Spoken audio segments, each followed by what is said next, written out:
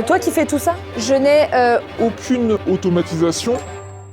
Non. Alice, calme-toi. Là, je crois que Jean-Pierre, il est chaud. C'est pour ça que j'appelle au secours. Non, mais après cette émission, on fait x2 l'année prochaine, nous, on n'est pas... C'est l'URSSAF. Vous allez crier.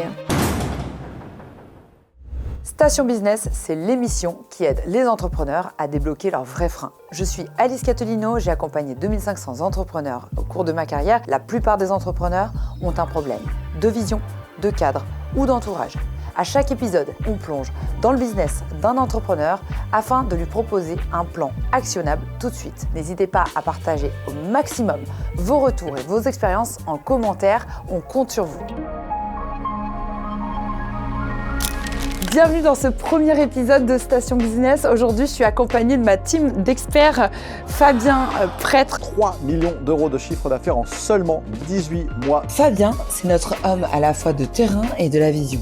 Après une première success story dans le domaine de l'e-commerce de l'imprimerie en ligne en France, qu'il avait revendu au numéro 1 mondial Vistaprint, il a relancé une nouvelle entreprise, Fulfiller, sur le même marché. Et Marie Tavares. Marie, c'est notre experte stratégie en marketing et communication depuis plus de 15 ans. Elle aide des grands groupes à aligner image de marque et enjeux business de manière concrète. Aujourd'hui, on va recevoir une entrepreneuse qui nous arrive tout droit de la nature, de la forêt, qui s'appelle Éléonore, qui va venir nous partager justement sa problématique. Alors quand je découvre Éléonore pour la première fois, je me rends compte que c'est une combattante un peu fatiguée. Je sens qu'elle porte beaucoup de choses sur ses épaules. Elle en veut en fait. Elle a vraiment la posture d'entrepreneur et je crois qu'elle a bien fait de venir nous voir. Alors pendant longtemps, je me suis pas du tout vue comme une entrepreneuse. J'étais salariée, j'étais infirmière. Petit à petit, parmi toutes mes passions, il y en a une qui a pris un peu plus le dessus sur les autres et qui a commencé vraiment à monopoliser le plus clair de mon temps, à tel point que j'ai commencé à me former donc pour pouvoir partager ça. Mais le vrai déclic, ça a été mon fils. Quand il a eu 7 ans pour son anniversaire, il m'a demandé de choisir un de mes 2 métiers. C'est assez dur. Et 3 mois après, je démissionnais de mon métier d'infirmière. Au démarrage de ma société, j'avais une vision hyper associative, le fait que ce soit une passion. Et j'avais des scrupules à me dire que j'allais gagner de l'argent en faisant quelque chose que j'aime. Aujourd'hui, clairement, je me vois beaucoup plus comme une chef d'entreprise, quelqu'un qui pilote. Avec le recul, je me rends compte que tout était déjà là en termes de compétences, de connaissances, même si je mettais pas du tout de mots sur le terme entrepreneuriat. À chaque émission, on reçoit un expert dédié qui est vraiment adapté à ta problématique et qui de plus adapté, les amis, que le grand Jean-Pierre. Alors, je ne pourrais pas vous dire quel Jean-Pierre. Je vous laisserai découvrir juste après. Allô Jean-Pierre ? Écoute, on a un super dossier pour toi. J'espère vraiment que tu vas pouvoir régler la problématique de notre invité. Fondateur d'Easy Voyage, aujourd'hui à la tête de Fairmove, ancien juré de Qui veut être mon associé, Jean-Pierre Nadir s'est imposé comme l'une des grandes figures de l'entrepreneuriat en France. On se dit bonjour, non? Salut. C'est quoi le principe de l'émission? Bonjour la candidate. Ah ben moi c'est comme ça, on me téléphone, j'arrive tout de suite, vous avez vu? Bon Jean-Pierre, en tout cas, merci de nous rejoindre. Alors du coup, je vais vous présenter à tous les 4 mon entreprise qui s'appelle Time and Target. Donc c'est une entreprise qui est spécialisée dans l'aventure et plus particulièrement dans les stages de survie. Donc, les particuliers peuvent s'inscrire, il y a 150 dates à peu près par an partout en France. Mais pas que, mais surtout en France. Et puis la deuxième moitié de l'activité, c'est les entreprises. Donc pour tout ce qui est séminaire, team building, donc ça va être juste de l'animation ou carrément la construction d'un séminaire. Et puis des agences événementielles pour lesquelles on va travailler. Moi, je suis la directrice. Au départ, j'emmenais les gens dormir dans la forêt et maintenant, je me retrouve à piloter une société. Directrice, t'es fondatrice de la boîte? Fondatrice, oui. D'accord. Oui. On est 2 associés. T'es plus que directrice? Oui. D'accord, Oui. t'es l'âme de l'entreprise. Et donc, tu as dû apprendre sur le tas le management, la structuration de ton entreprise, j'imagine la comptabilité, tous les enjeux administratifs. Trucs incroyablement excitants. Bah oui, bien sûr, on est Et tous tout d'accord le monde là-dessus. adore. Attends, la boîte a combien de temps? Parce que ce serait intéressant quand même qu'on ait quelques chiffres. Alors la société, je l'ai créée, elle vient de fêter ses 8 ans en 2017. Ouais, très Donc bien. Déjà, petite histoire derrière elle. Oui, c'est une société installée. C'est une société installée, tout à fait, qui est plutôt saine et qui est en croissance très très régulière. On fait entre 20 et 30% par an. On est à 370 000 euros de chiffre. Au niveau des résultats, c'est un peu moins optimiste parce que comme j'étais passionnée et que je n'avais pas de connaissances, j'ai créé la société et je l'ai lancée comme j'aurais fait une association, avec un peu de culpabilité à gagner de l'argent sur quelque chose qui me passionnait. Non mais là, il faut dire, il n'y a pas de scrupule à avoir pour gagner de l'argent. Une entreprise saine, elle gagne de l'argent. Oui, bien sûr. Et si on veut investir et la développer, de toute façon, il faut gagner de l'argent. Donc ça, c'est le prérequis incontournable de gagner de l'argent. Pour donner quelques chiffres, on a eu à peu près presque 3000 participants l'année dernière. Donc, fois 8 ans, ça donne quand même un peu une notion, bon, même si c'est pas linéaire. On a 150 dates de stage par an. Aujourd'hui, j'ai 4 salariés et puis une dizaine d'intervenants freelance plus ou moins réguliers, mais plutôt plus que moi. Donc là, on se situe sur un créneau qui est le créneau de la micro-aventure, avec dans un modèle GIR, c'est-à-dire de groupe, avec des dates fixes. Enfin, bon, il se trouve que moi, je connais bien évidemment ces modèles-là, c'est pour ça qu'on m'a appelé, j'imagine. Eh oui. Donc, c'est un modèle, en fait, où la marge, en fait, évolue en fonction du nombre de gens qu'il y a dans le groupe. Est-ce que tu peux nous partager ta problématique? Vraiment, celle qui t'amène. Alors, la problématique qui m'amène, c'est que du coup, j'ai créé ma société vraiment en partant de zéro en termes de connaissances entrepreneuriales. Pas du tout issue d'un milieu d'entrepreneur ni rien. Aujourd'hui, je suis noyée sous les micro-tâches, l'administratif, la gestion, le management, tout ça. Et en fait, j'ai des très, très gros leviers qui sont là, à portée de main, que je pourrais actionner relativement facilement, mais faute de temps, je ne peux pas me mettre dedans. Donc, en fait, il faut que j'arrive à me dégager du temps. Et pour ne rien faciliter, aujourd'hui, je ne suis toujours pas salariée de ma société. Donc, je suis obligée d'avoir des missions à côté qui me monopolisent d'autant plus de temps. Alors, des missions annexes, de la conférence, de la prestation de sécurité médicale, enfin bon. Alors, je vous explique le concept de l'émission avant qu'on parte sur les autres étapes. C'est vrai, j'arrête de poser des questions, je connais même pas le concept de l'émission. Parce que je sais que là, Jean-Pierre, c'est quoi le concept de l'émission? C'est parti là, ça y est. Nous allons donc définir un budget qu'on estime nécessaire pour ta restructuration. Et tu nous diras la réalité et nous viendrons, avec ta réalité budgétaire, remplir ta cagnotte au cours de l'émission. Après, on passera par une étape où on va brainstormer ensemble. Et là, je crois que Jean-Pierre, il est chaud. Mais Jean-Pierre, il manque plein d'infos encore, au moins 2 ou 3. Est-ce qu'il a le droit de poser des questions, Jean-Pierre, ou pas? Et oui, tu auras le droit de poser des questions. Bon. Et enfin, nous repartirons avec justement cette co-réflexion et ces axes que nous viendrons définir ici pour toi. Ce fameux budget. Est-ce que tu as des coûts d'acquisition ou est-ce que c'est le bouche à oreille et la viralité qui fait ton business? Bouche à oreille, viralité, réseaux sociaux, SEO un petit peu. J'ai un budget comme de 200 € par mois de SEO ou SEA? SEO. J'ai pas du tout de Google Ads, tout ça, j'en avais fait un peu, mais ça, j'en ai pas du tout. Et puis, après, on a des frais d'acquisition indirects, c'est qu'on travaille beaucoup avec des plateformes. Ah, tu revends tes produits sur des plateformes. Et donc, là, eux, ils prennent entre 12 et 20%. Et dernière question, donc, quel est le pourcentage de repeaters dans ton business? Une fois qu'on est venu chez toi, combien de personnes reviennent l'année suivante? Très, très peu. Ça, tu l'as analysé? Alors, ouais, en fait, c'est parce qu'on a peu d'offres. Il y a des gens qui se font offrir des stages, qui ne reviennent pas parce qu'ils ont bien aimé. Je refais ma question. Dans le B2B, pour les entreprises, est-ce que tu as analysé chaque année combien d'entreprises reviennent? Non, j'ai pas analysé. Ça, c'est un truc qu'il faut que tu fasses. Tu prends et tu regardes combien vont revenir chaque année. Et peut-être que c'est que 20%, peut-être que c'est 30%. On est en dessous, par contre, on a beaucoup d'agences événementielles. À partir du moment où elles travaillent avec nous une fois, eux, systématiquement, ils nous intègrent. Mais c'est ce leur chiffre qu'il nous catalogue. faut. Et là, par contre, ça, c'est hyper intéressant. C'est ce chiffre qu'il nous faut parce que si tu veux, t'as une entreprise qui est fondamentalement empathique, qui est à la fois originale et empathique, puisque quand on s'intéresse à ce type de produit, donc on a une appétence pour ce type de produit, normalement, l'expérience qui va être vécue devrait être à la hauteur de ce qu'on imaginait. Donc, on a envie de le refaire. Tu dois réengager ces gens. Tes premiers prospects sont tes clients, évidemment. Au niveau de ton CRM, comment ça s'est construit derrière, en fait? Comment tu récupères tes leads? Comment tu les... Alors ça, je n'ai aucune automatisation. Les cartes cadeaux, on crée les codes avec nos petites mains sur mon site internet, on crée les codes des cartes cadeaux, on envoie les cartes cadeaux qu'on va rebidouiller sous Canva, machin. C'est toi qui fais tout ça? J'ai une secrétaire qui m'aide. Ok. Ouais, mais c'est un gros travail quand même, parce que sur 3000, peut-être 3000 clients par an? Ouais. Ah, c'est énorme. Qui fait quoi dans les 4 personnes de ton équipe? Alors, déjà, j'ai un associé qui est associé, mais qui n'est pas du tout présent sur la gestion de la boîte. Il est toujours d'accord avec moi, ça c'est bien, mais... Après, en salarié, j'ai un responsable séminaire qui est normalement, qui a une casquette de commercial, et en fait, il fait que de répondre aux devis qui rentrent par le SEO et tout ça, donc un peu sous-exploité, et c'est un peu difficile, il n'arrive pas à vraiment démarcher, à prendre pleinement son poste. C'est plus en relation client qu'un commercial. Ouais, c'est ça. Il est aussi un petit peu encadrant terrain, donc il va réaliser les prestations pour les entreprises, pas pour les particuliers. J'ai un encadrant terrain en Ile-de-France qui, lui, fait toutes les prestats, donc particuliers et B2B. J'ai un directeur adjoint qui va gérer tout ce qui est compta, alors à temps partiel. Toute la compta qui me... Un directeur ou un comptable? Non, c'est un directeur adjoint, mais j'ai un comptable qui est externalisé, mais par contre, il pré-mâche la compta parce que c'était la compta, ça a été un gros point noir il y a quelques débuts d'année, quoi. Ouais. Ça fait 8 ans que tu cravaches, t'es à fond. C'est quoi la suite? C'est quoi ta vision? Pourquoi tu travailles? Pourquoi tu te lèves le matin? Éléonore dans 3 ans et Éléonore dans 5 ans. Allons pas plus loin que 5 ans, c'est déjà énorme. Je pense que dans 5 ans, on peut faire x2 par rapport facilement. En vrai, hyper facilement. Dans 5 ans. Non, mais après cette émission, on fait x2 l'année prochaine. Nous, on n'est pas. Allez, vendu. Pourquoi pas x20? Vendu. T'as parlé de la France, pourquoi pas l'Europe ou le monde? Le monde, j'ai déjà fait.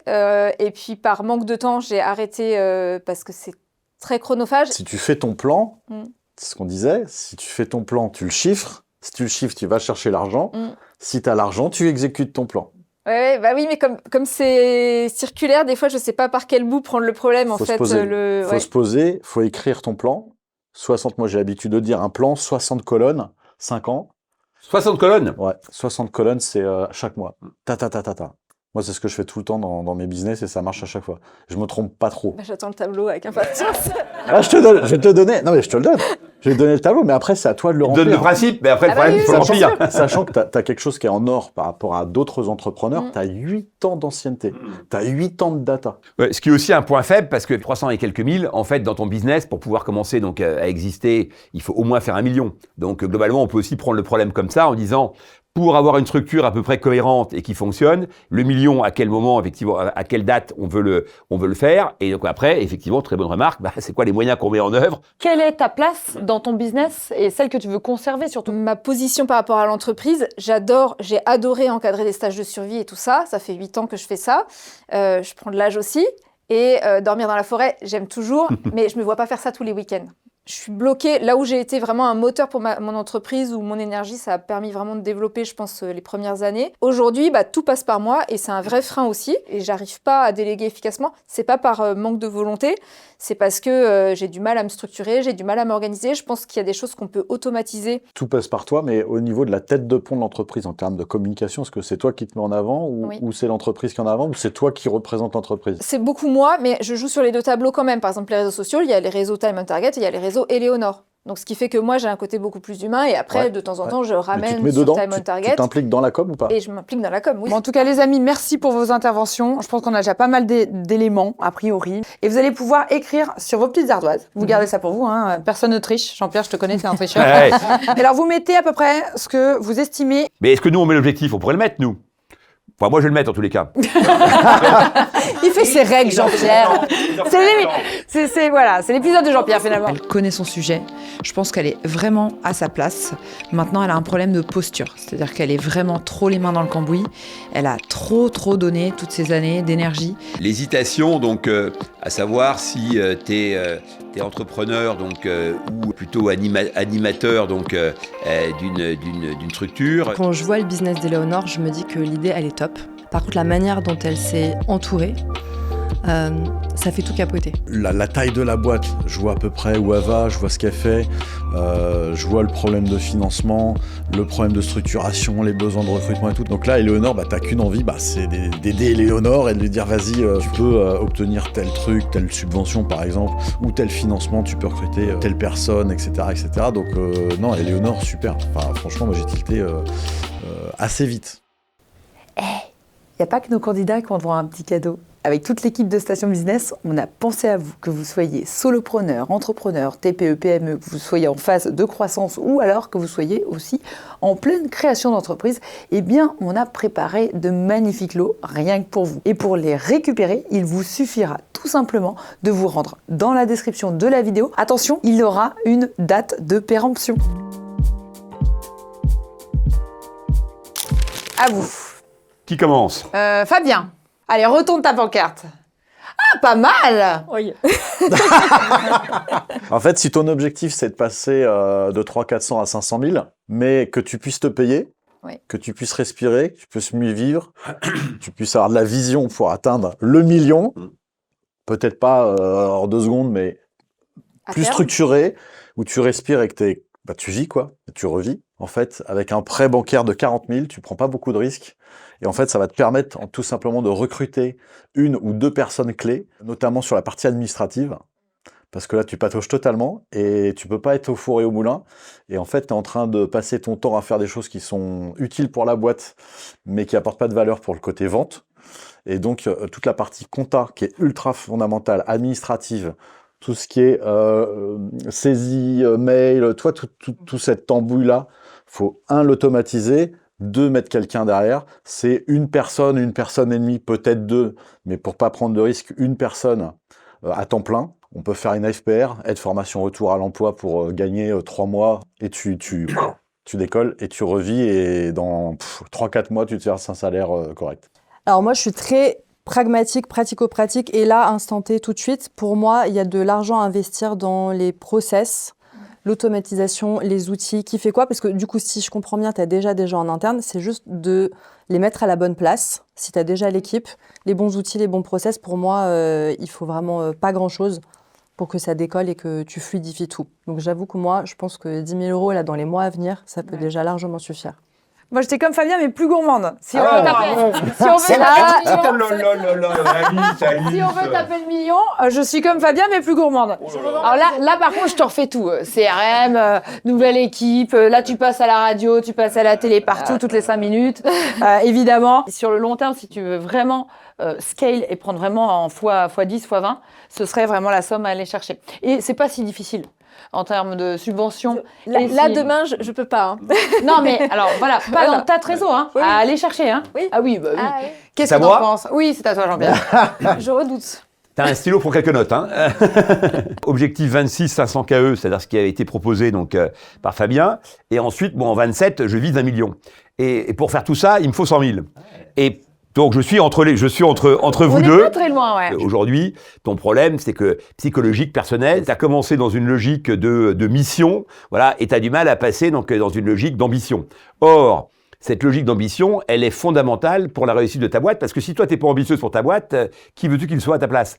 Et donc, ta capacité à entraîner tes salariés, à créer de l'énergie positive autour du projet, eh bien, tu vois, elle est altérée par le fait que finalement, on ne sait pas trop quelle est la vision pour la boîte. Cette boîte, pour exister, c'est un peu comme un enfant, à un moment donné, tu vas lui donner les clés pour pouvoir effectivement être autonome. Ta boîte, pour pouvoir être autonome, il faut qu'elle fasse à minimum, encore une fois, 1 million. Donc, l'objectif d'1 million, il n'est pas juste l'ambition, une ambition démesurée. On voit en fait que ce créneau est un créneau qui a besoin de se consolider parce qu'en fait, il y a eu pas mal de petits acteurs et finalement, personne n'a réussi vraiment à développer ce marché. Il se trouve que aujourd'hui, je pense qu'il y a une opportunité parce que ce marché a été un peu ouvert et que personne finalement n'a réussi donc à le capter. Toi, tu pourrais être cette personne-là et pour ça, il faut vraiment fixer ce cap du million, et après, tout en découle. Voilà, donc c'est un peu mon raisonnement. Je commence par dire, c'est quoi le cap nécessaire, et ensuite, quels sont les moyens à mettre en œuvre.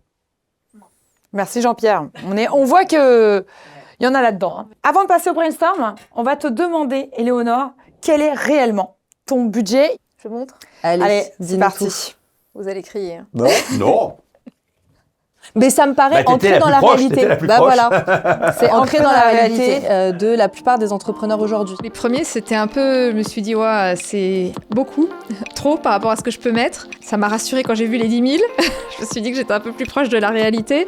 Mais après, si c'est aussi une prise de conscience de me dire, si je veux développer ma boîte, il va falloir un moment que j'arrive à aller chercher des financements. Aujourd'hui, elle nous a parlé de trésorerie. On peut tout à fait aller chercher plus de subventions.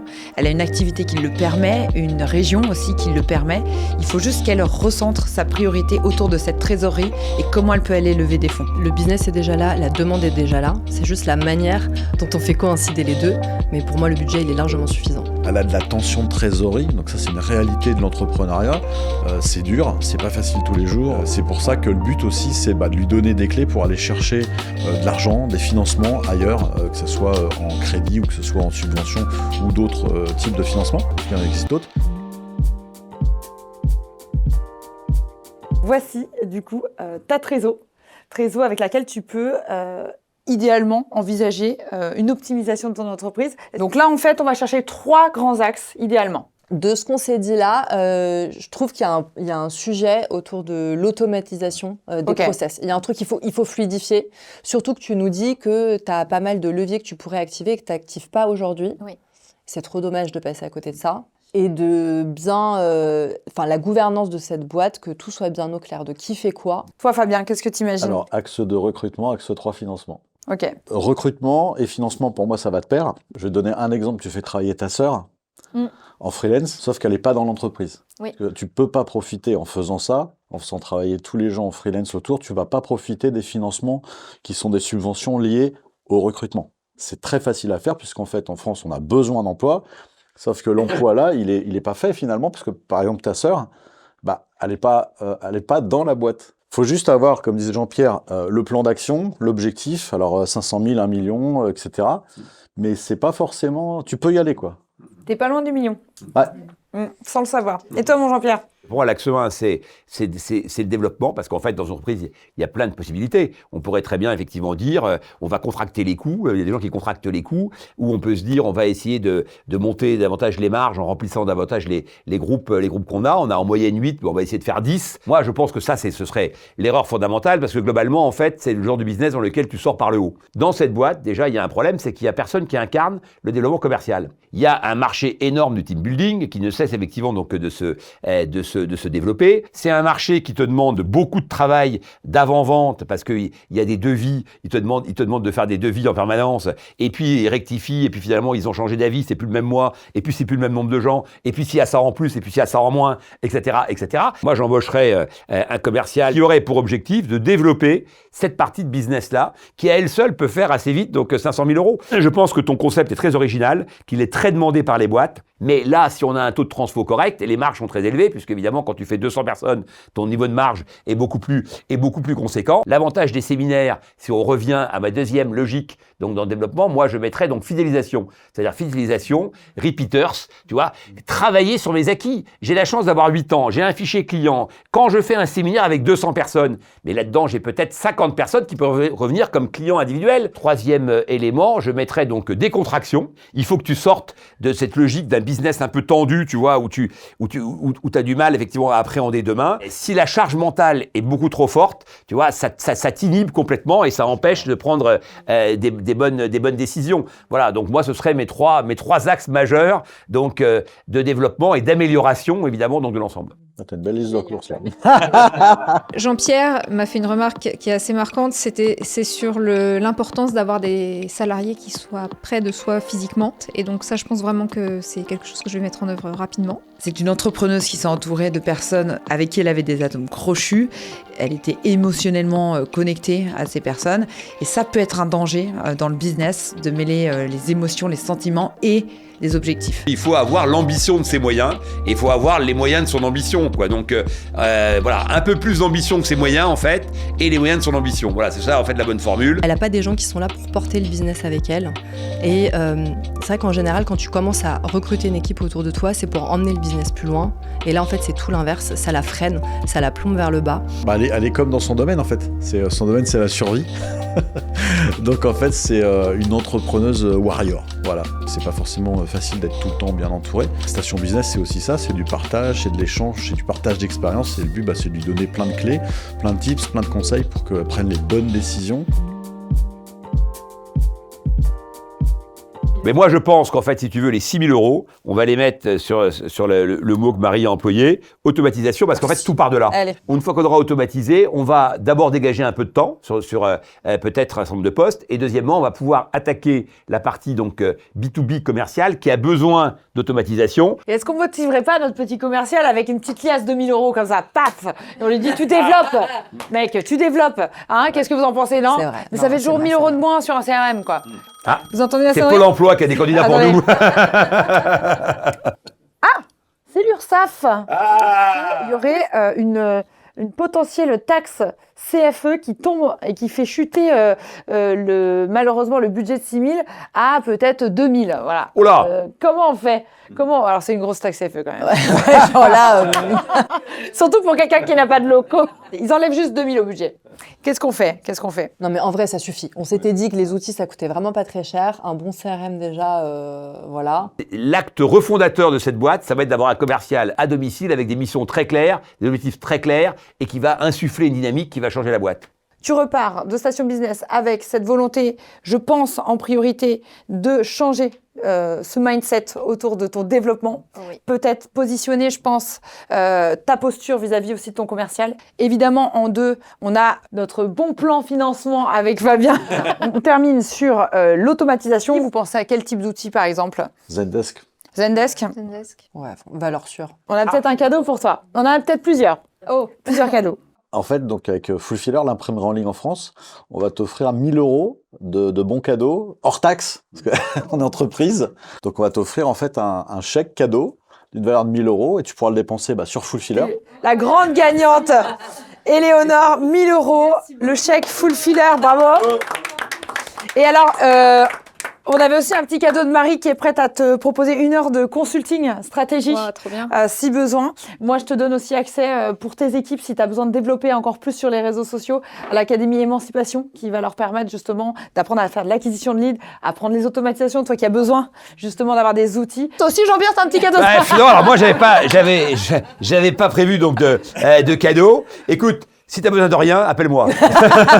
non, je plaisante. Évidemment, on peut continuer donc à échanger. Donc, et si tu as des questions, donc t'hésites pas. Peut-être même qu'on peut être amené à collaborer, puisque moi, donc j'ai donc un acteur qui s'appelle Double Sens et je viens de racheter une entreprise qui s'appelle Trace Direct, donc dont on pourrait effectivement donc s'appuyer sur toi pour peut-être développer donc la France. Avec grand plaisir. Merci Jean-Pierre. Mais merci à tous les 4, merci beaucoup. Tu repars comment alors? Ton petit mot de la fin avant de partir. Avec 3 axes précis et je sais exactement où aller et rebooster. Donc, Voilà, rebooster, c'est ça le terme. Bravo Allez. les experts. Ça, c'est du Station Business.